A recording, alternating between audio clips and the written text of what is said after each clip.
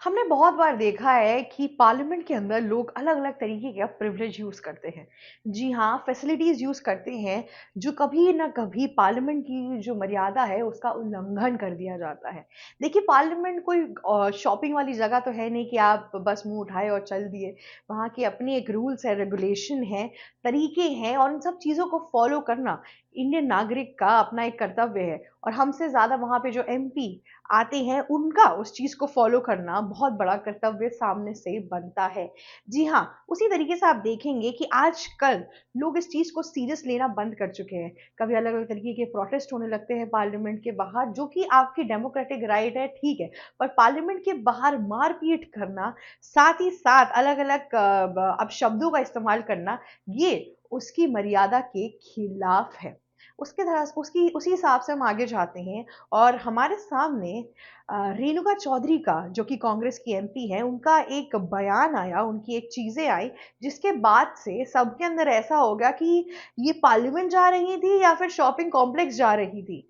इस तरीके से उन्होंने चीज़ों को पोर्ट्रे किया। जब उनसे बोला गया कि आपने ये गलत किया है, तो उतने ही एटीट्यूड में वो अंदर गई और उन्होंने बोला कि मैं देख लूँगी कि मुझे क्या करना है, तुम मुझे मत समझाओ। साथ ही साथ इन्होंने जो रिपोर्टर्स बाहर खड़े थे उनके साथ भी बदतमीजी की, अलग तरीके से बात की और साथ ही साथ मतलब एक बहुत रूड बिहेवियर दिया।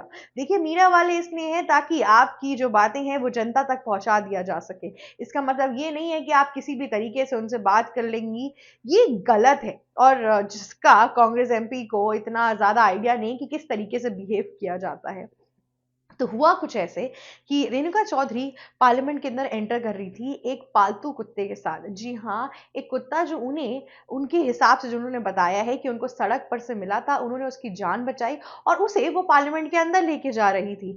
जब वहाँ पे गार्ड्स ने बोला कि ये कुत्ता इस टाइम पे अलाउड नहीं है, कुत्ते वगैरह थोड़ी ना अलाउड होते हैं पार्लियामेंट के अंदर ले जाने के लिए। ऐसे तो वहाँ पे एक कैफ़े-वैफ़े बन जाए जिसके अंदर सारे कुत्ते बिल्लियाँ बैठे हुए हैं, नहीं ना। ये सब चीज़ें उनकी मर्यादा के खिलाफ है। तो यहाँ पे ये सब चीज़ें नहीं अलाउड हैं। तो फिर उनको बोला गया कि आप प्लीज़ इस कुत्ते को बाहर ही छोड़ दीजिए और आप अंदर जाइए। तो फिर वो कहते तो फिर रेणुका चौधरी ने एक बहुत ही अपमानजनक बात बोली, जिसके बाद से लोगों के अंदर इतना गुस्सा भर गया कि कैसे आजकल लोग किस तरीके से बातें करने लगे हैं। उन्होंने बोला कि इस कुत्ते की तुम चिंता करना छोड़ो और उनकी करो जो कुत्ते अंदर बैठ के बोल रहे हैं। आप समझ रहे हैं कि ये किसको बोला जा रहा था? पार्लियामेंट के अंदर जो रूलिंग पार्टी के एमपीज़ थे, उनको इनडायरेक्टली रेणुका चौधरी ने कुत्ता बोला, गाली दी। अभी तक तो हमने देखा था कि कैसे पीएम मोदी की माँ को कांग्रेस के जो लीडर्स थे, उन्होंने भरे स्टेज पे खड़े होके गाली दी। अब तो सोचिए कांग्रेस पार्टी के एमपीज़ की जो हालत है, वो इस तरीके की बढ़ चुकी है, इस तरीके की हिम्मत बढ़ चुकी है कि वो पार्लियामेंट के सरहदों के अंदर आकर रूलिंग पार्टीज के ऊपर गाली दे रहे हैं। देखिए एमपी किसी भी पार्टी का होता वो मेंबर ऑफ पार्लियामेंट है। उसका अपना एक तौर तरीका और दर्जा होता है, उसकी रिस्पेक्ट करना बहुत ज़्यादा ज़रूरत है। इस ये जो बदतमीज़ी पर ऑपोज़िशन उतर आया है, इसका जो प्रावधान है वो क्या है वो निकालना मुश्किल हो गया है। इनको जैसे ही कुछ बोलो ये कहने लगते हैं कि ये प्रॉब्लम है, वो प्रॉब्लम है, गालियाँ देते हैं, साथ ही साथ ऑपोज़िशन की पार्टी को कुछ भी अलग-अलग तरीके की चीज़ें बोलते हैं।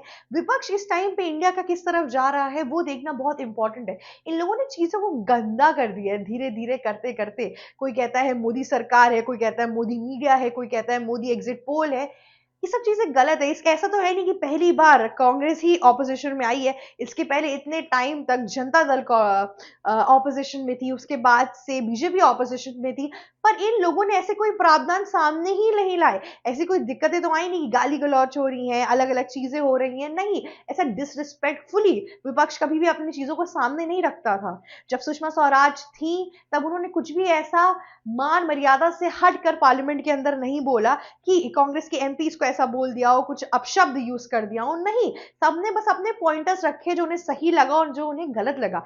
क्योंकि पार्लियामेंट की अपनी एक मर्यादा है, उसको फ़ॉलो करना, उसके हर तरीके से रहना बहुत ज़रूरी है और ये जो चीज़ें हैं, ये आगे-आगे बढ़ती ही जा रही हैं। साथ ही साथ जब वे अंदर गई उनसे रिपोर्टर्स ने सवाल पूछना शुरू कर दिए। उनसे पूछा गया कि आपको क्या लगता है कि विंटर सेशन में क्या-क्या चीज़ें होने वाली हैं और ये सब कुछ। तो उन्होंने कहा कि जो मुझे करना होगा वो हम कर लेंगे, आपको बता देंगे। और जब उनसे दोबारा पूछा गया एक और सवाल, तब वो भौं-भौं करके निकल गई। जी हाँ, भौंकते हुए उन्होंने नरेट किया और वो निकल गई। क्या समझते हैं ये लोग आजकल की मीडिया को?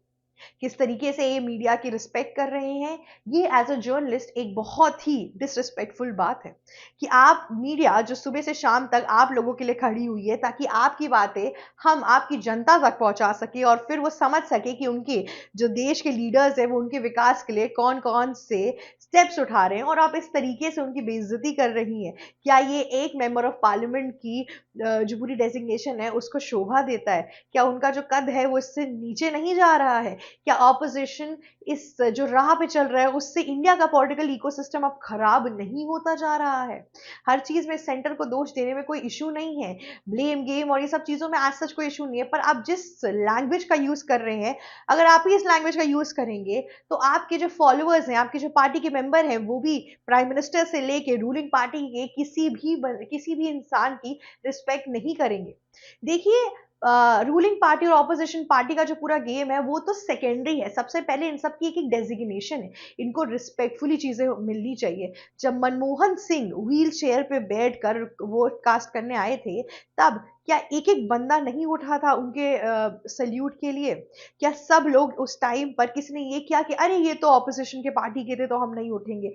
ऐसा कुछ भी किया गया नहीं। पूरा पार्लियामेंट उठा क्योंकि वो भी एक मेंबर ऑफ पार्लियामेंट थे। उनकी उस रिस्पेक्ट में उठा गया। वो पुराने प्राइम मिनिस्टर थे, उस रिस्पेक्ट में सब कोई उठा, पूरा पार्लियामेंट उठा। लेकिन जिस तरीके से रेणुका चौधरी जैसे लोग, फिर आप प्रियंका गांधी का एग्जाम्पल देख लीजिए, सुबह 10:45 पर आई थी, 12:30 बजे निकल गई। क्या ये लोग अब प्रिविलेज मोशन का यूज नहीं कर रहे हैं?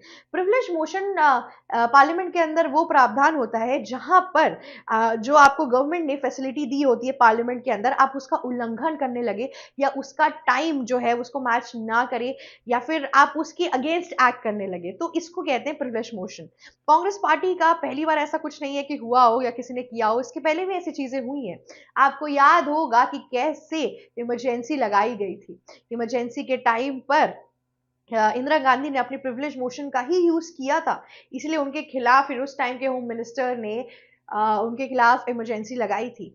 और साथ ही साथ अब रेणुका चौधरी और राहुल गांधी भी कोई कसर नहीं छोड़ते हैं पार्लियामेंट के अंदर कुछ भी करने का। उनके किस्से तो बहुत तरीकों से मशहूर हैं। अभी रिसेंटली जब संविधान दिवस था, उस दिन सबने एक एक इंसान पार्लियामेंट का उठा हुआ था, चाहे वो रूलिंग पार्टी हो चाहे वो ऑपोजिशन हो, सारे लोग उठे थे, वहां पे कॉन्स्टिट्यूशन पढ़ रहे थे और उसके बाद से उन्होंने सल्यूट किया और साथ ही साथ वंदे मातरम गाया। लेकिन उस टाइम पर राहुल गांधी के हाथ नहीं उठे। क्या ये हमारे देश के संविधान के साथ एक खिलवाड़ नहीं है?